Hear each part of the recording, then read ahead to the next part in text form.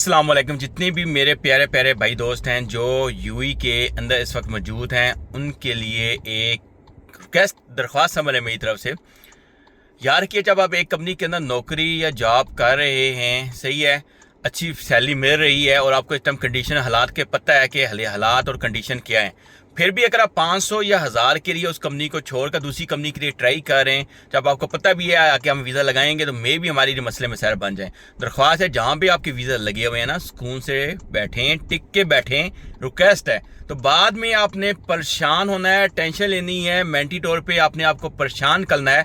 उससे बचने का हल है कि 500 या 1000 का लालच ना करें। जब तक आगे की कंडीशन आपकी सही ना हो, लोगों के वीज़ा नॉर्मल रूटीन में लगना स्टार्ट नहीं होते हैं, उस वक्त तक मेहरबानी करें कंपनी को चेंज मत करें, मेरी दरख्वास्त है। बाकी हाँ, अगर आप ऑलरेडी ये गलती कर चुके हैं ना, तो फिर आपके पास हल क्या है, एजुकेशन सर्टिफिकेट इक्वलेंसी है तो मेनलैंड में अप्लाई करें, नहीं है तो भाई आखिरी ऑप्शन आपके पास कैंसलेशन पेपर है, तो सिर्फ साउथ फ्री जोन। आपके पास ऑप्शन सिर्फ यही है कि मैदान फ्री जोन या साउथ फ्री जोन के अंदर आप अप्लाई कर सकते हैं। ओके, और आपका वीज़ा लग सकता है, लेकिन शर्त ये है कि आप कैंसलेशन वीज़ा पे होना चाहिए, ना कि आप विज़र वीज़ा पे। अगर विज़र वीज़ा पे आप हैं, आप डालेंगे तो मैक्सिमम चांस रिजेक्शन के हैं, याद रखिएगा। हाँ, अगर आप आउटसाइड बैठे हुए हैं और सोच रहे हैं तो ऐसी गलती मत कीजिएगा। तो इन साइड लोग मौजूद हैं और जिनके पास सिर्फ कैंसलेशन है या जिनका वीज़ा रिन्यूअल नहीं, वो साउथ फ्री जोन या मैदान फ्री जोन के अंदर अप्लाई कर सकते हैं। यही अपडेट है जी।